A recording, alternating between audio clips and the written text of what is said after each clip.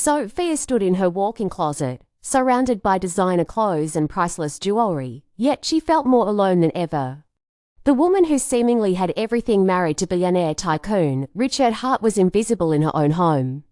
Her husband had once swept her off her feet with his charm and promises, but over the years, his affection had been replaced by indifference.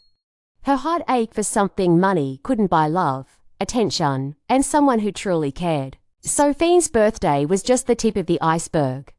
For years, Richard had prioritized work and social status over their marriage. There was the anniversary dinner she had planned meticulously only for him to cancel at the last minute for a business meeting. Or the charity gala where she stood alone, surrounded by strangers, while Richard networked like she didn't exist. Her breaking point came on the morning of her 34th birthday. She woke up to an empty bed, with Richard already at his office.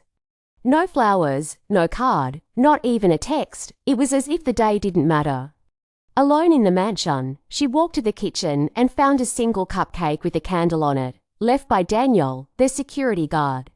Beside it was a handwritten note: "Happy birthday, Mrs. Hart. I hope today brings you a smile, even if it's a small one." Sophia was stunned by the simple yet heartfelt gesture. It was the first time anyone had remembered her birthday that morning, and it wasn't her husband. She smiled for the first time that day, a genuine smile, thanks to Daniel. Over the next few months, Daniel's small acts of kindness became a lifeline for Sophia.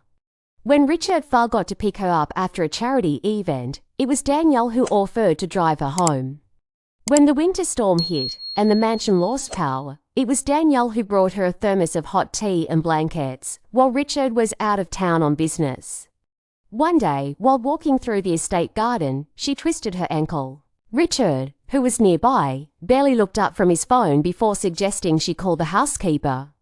But Daniel, who had seen her fall from a distance, rushed to her side. He carried her inside, bandaged her foot, and stayed with her until the pain subsided. "Why are you always so kind to me?" Sophia asked one day, her voice cracking with emotion. Daniel hesitated, but finally answered, "Because you deserve it. Everyone deserves to feel cared for." Sophia tried to salvage her marriage, suggesting vacations and couples therapy, but Richard dismissed her every effort. "You're being dramatic," he'd say. "You have everything you could ever want."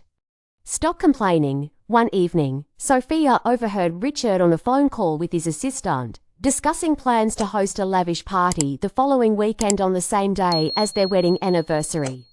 He hadn't even remembered that night. As she sat in the quiet of the mansion, Sophia realized she was done. She couldn't keep living in a gilded cage. It was Daniel who noticed her tears that evening. "Are you okay, Mrs. Hart?" he asked gently. For the first time, Sophia opened up to him, pouring out her frustrations, fears, and loneliness.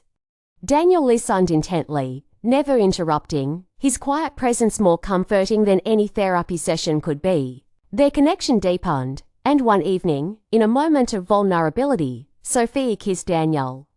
It was electric and filled with all the emotions she had bottled up for years. She knew it was wrong, but for once, she didn't feel empty.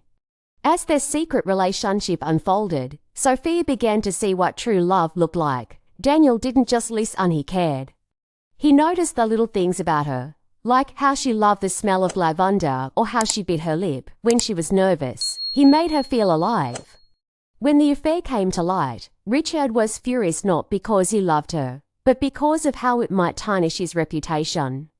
He demanded a divorce and tried to strip her of everything, but Sophia didn't care.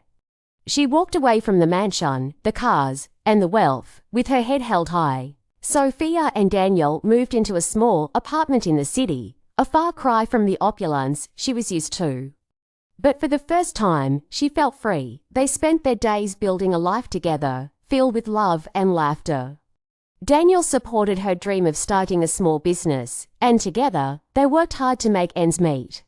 One evening, as they sat on their tiny balcony, sharing a homemade dinner, Sophia looked at Daniel and smiled.